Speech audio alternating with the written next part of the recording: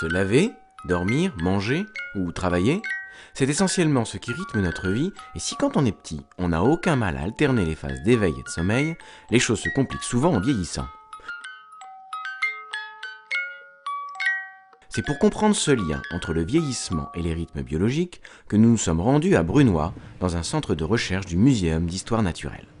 Alors ici on est dans l'animalerie, c'est là que une des pièces où on élève nos animaux. Ils sont dans ces grands box et on ne les voit pas parce qu'ils sont assez bien cachés dans leur nichoir. Ici vous pouvez en voir plusieurs qui sortent le bout de leur museau. Ces petites têtes appartiennent à des animaux peu connus mais très rigolos, les microcèbes.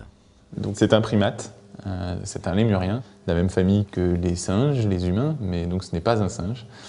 Il a des grands yeux parce que c'est un animal nocturne, donc il est actif la nuit et il dort le jour. Il a une longue queue qui lui permet de s'accrocher dans les branches puisqu'il est arboricole, c'est-à-dire qu'il vit dans les arbres. Cet animal est un modèle d'étude peu courant dans les laboratoires, mais croyez-moi, il n'a pas été choisi au hasard.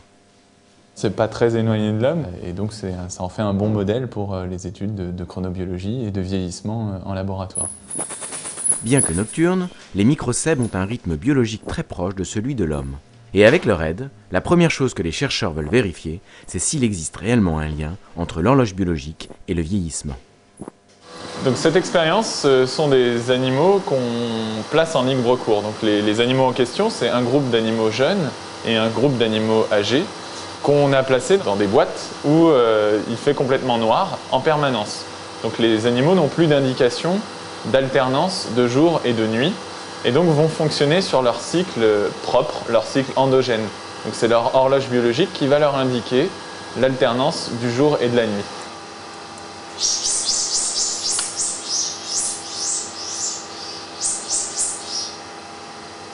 On a suivi les animaux pendant 15 jours et donc on a enregistré leur activité locomotrice, donc leur mouvement pendant ces 15 jours. On observe bien chez les jeunes une alternance d'activité et de repos qui est très bien marquée, que vous voyez très bien ici, et qui disparaît parfois totalement chez les animaux âgés. Donc ça veut dire que les vieux effectivement ne savent plus trop quand c'est le jour et quand c'est la nuit, et ça veut dire que leur horloge biologique est perturbée. Le lien entre la vieillesse et le dérèglement de l'horloge biologique est enfin prouvé. Mais qu'est-ce vraiment que l'horloge biologique ?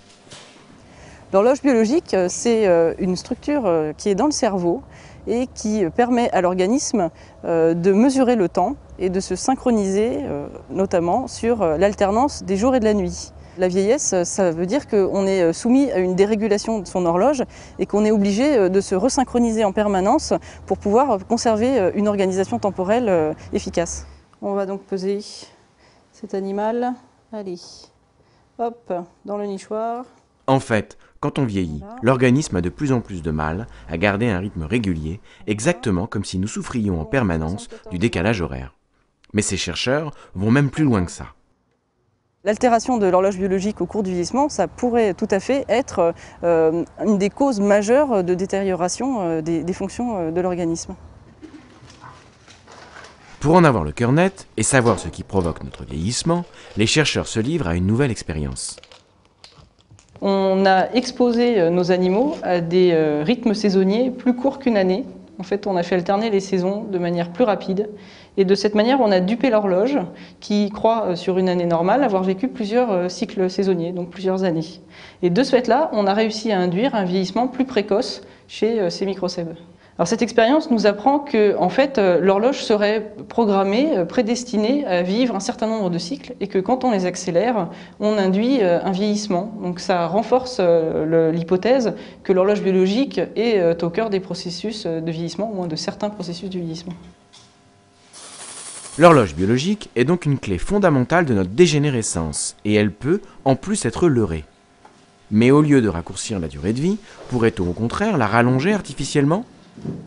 Alors en fait, on a essayé de faire l'expérience inverse et de rallonger la vie des animaux, mais c'est une expérience qui ne fonctionne pas parce que l'animal, en fait, à ce moment-là, vit sur son horloge interne et ne reste plus commandé par les alternances de photopériode qu'on lui impose.